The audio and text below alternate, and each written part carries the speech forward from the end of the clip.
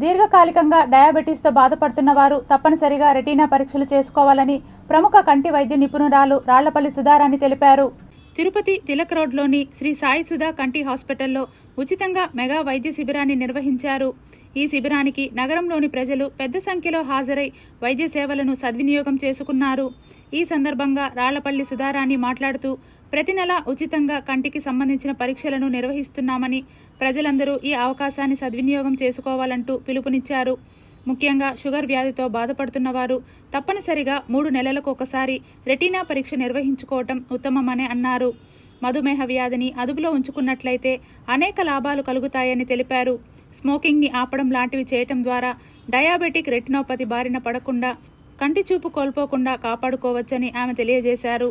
మనందరికీ తెలుసు, రోజు రోజుకి షుగర్ వ్యాధి అన్నది యంగర్ ఏజ్ నుంచి ఇప్పుడు స్టార్ట్ అవుతుంది. దాదాపు 30 ఏళ్ళు పైబడ్డ వాళ్ళ నుంచి కూడా అందరూ కూడా ఎవరిని మేము క్లినిక్ రోజు ఐ టెస్టింగ్కి వచ్చినా కానీ షుగర్ ఉందని, బీపీ ఉందని చెప్పడం చాలా కామన్ అయిపోయింది. సో మెయిన్గా ఈ డయాబెటిక్స్లో మనం తీసుకోవాల్సిన ముఖ్యమైన జాగ్రత్తలు ఏమంటే, షుగర్ మనకు ఎంత కాలం నుంచి ఉంది అన్నది చాలా ఇంపార్టెంట్.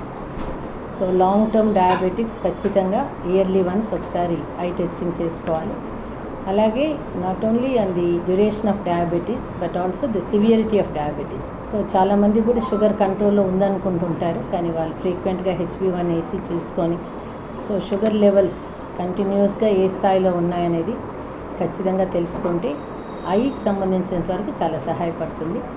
మెయిన్గా మనకు రెటినాలో బ్లడ్ వెజల్స్ ఎప్పుడు కూడా ఈ బ్లడ్ సప్లై తగ్గినప్పుడు రెటినా డ్యామేజ్ అయ్యి స్టార్టింగ్లో మనకు నాన్ ప్రొలిఫరేటివ్ డయాబెటిక్ రెటినోపతిగా అర్లీ స్టేజెస్లోనే మనకు తెలుస్తుంది.